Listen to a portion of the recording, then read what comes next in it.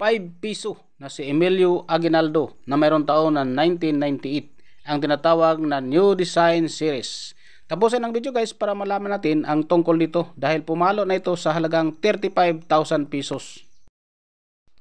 Ginawa ito guys mula noong 1995 hanggang 2017. Ang value nito guys ay 5 piso. Ang currency naman ay piso 1967. Mayroon siyang composition na nickel brass. At ang kanyang timbang guys ay umabot lang ng 7.7 grams. Diameter naman ay 27 mm. Shape naman ito guys ay round. Technique ay mild. Orientation, middle alignment. Number 1680. Reference number KM number 272. Shoe number 120. Series, New Design Series. Ito naman guys ang ating obverse. Ang head of Emilio Aguinaldo.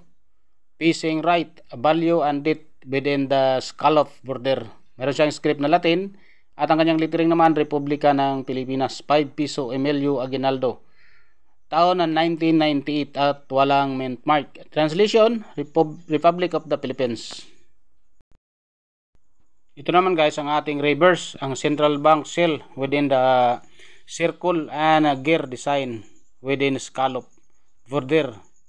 Meron siyang script na Latin at ang kanyang lettering Bangko Sentral ng Pilipinas 1993. Translation, Central Bank of the Philippines. Ang edge naman ito guys ay plain.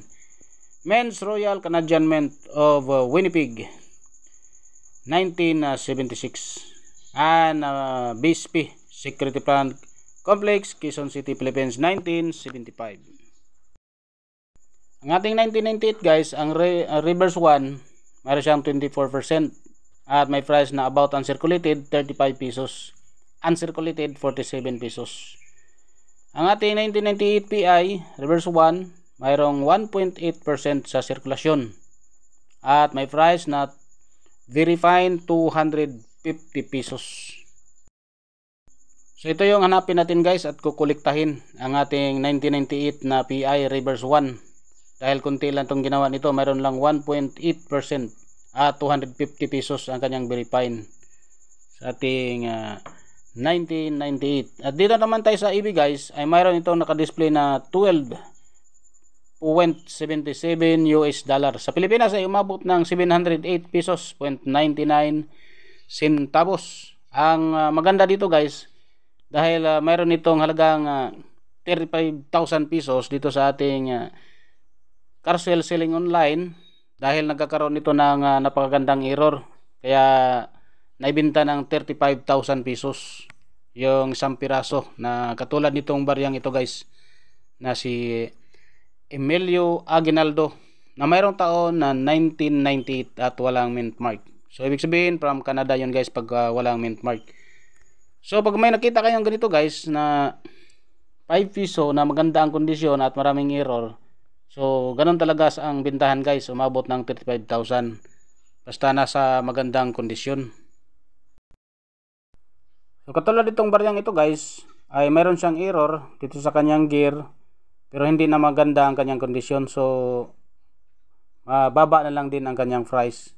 So, wala na siguro halos bibili nito sa ating mga coin collector. Pagka ganito pangit ang kanyang itsura. Daming gas-gas. Ang error naman dito guys, dito sa kanyang harapan ay ang kanyang scallop na design dito sa gilid. Medyo burado na ang ibang parte. At ang kanyang pangalan naman ay mababasa pa naman. Yung Emilio Aguinaldo dito. So, hindi na lang maganda yung kanyang kondisyon. Minang gas-gas. Dito sa reverse naman. Sa reverse naman guys, ay ang kanyang mga scallop design dito medyo visible pa naman at mayroon din itong mga metal na sumubra dito sa tatlong gear na ito guys, kaya nagiging error siya. Tapos malabo na rin yung kanyang star na isang piraso dito, halos hindi na makita. So error coins ito guys. Pagka medyo maganda yung kondisyon guys, abot talaga ng 35,000 pesos. Yan ang ating bintahan guys dito sa ating selling online sa carousel. Sa baryang ito guys, ang mayroon taon na 1998. Error coins yun guys. Yun guys, maraming salamat sa panonood guys at God bless sa ating lahat.